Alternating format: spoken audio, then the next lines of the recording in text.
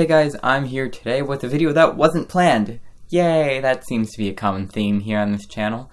And I actually had to borrow my parents' camera for this one because of that. This here is my camera, and I'm doing a review on it, and that's why I have to use my parents' camera. Thank you. Okay, so I'm going to start out this video with just some pure numbers read off Amazon. So it is 4.8 inches by 4.6 inches by 3.4 inches. It is 1.5 pounds, and it comes with 4 AA batteries, which is awesome, so you don't need to buy the first set of batteries. Its expected battery life is about 300 photos. The color is black. Yes, that is actually a thing on Amazon. See that?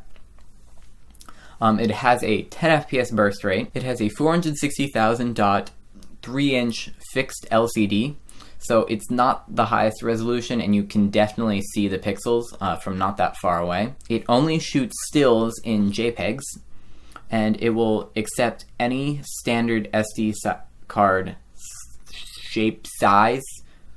You know what I mean? Like a regular old SD card. No micro SD, no compact flash, no XQD, none of that fancy, expensive stuff. It does have a pop-up flash on the top here.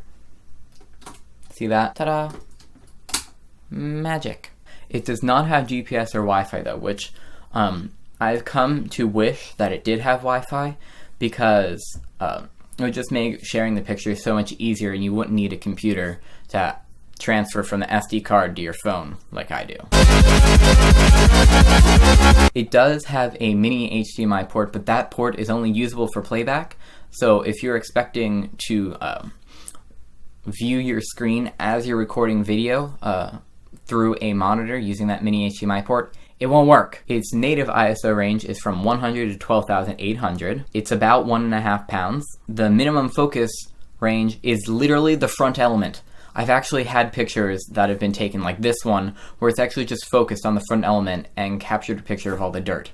Not quite sure how that's possible, but that's a thing. The maximum shutter speed is 1/1700th of a second, while the minimum shutter speed is 8 seconds. It has a 16.2 megapixel CMOS sensor inside that body, and yeah, I'm not sure where I'm going with this. The video resolutions that we'll capture is Full HD 1920 by 1080 at 60 FPS, 320 by 120 at 480 FPS, 320 by 240 at 240 FPS, 640 by 480 at 120 FPS, and it will do 720p at 30 FPS. The EVF on here, on the back right there, that's covered up by the strap, that EVF has a resolution of 200,000 dots, so that's also quite a low resolution. You can definitely see the pixels. So talking about autofocus performance, it's about average speed during photo taking, which is alright. It's actually fairly accurate because I can focus on a tiny bird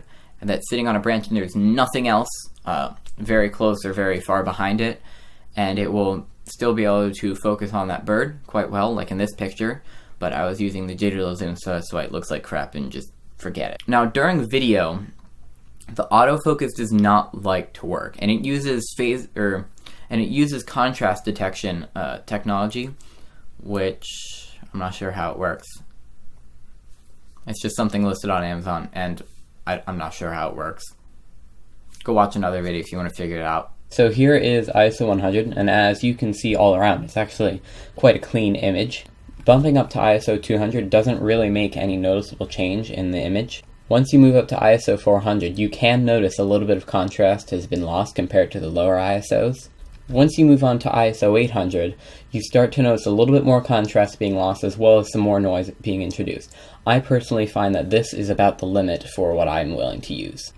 ISO 1600 is about where it starts to become useless. Even though this image is quite underexposed, you can still tell that there is quite a bit of noise in the highlights. ISO 3200 will introduce a weird purplish glow over the whole image, as well as more noise. ISO 6400 will see more noise, lower contrast, as well as banding beginning to show up in the shadows. ISO 12800 is 100% useless, as the whole thing is blue and it looks like it was painted out of rocks. First thing I want to talk about is raw image quality.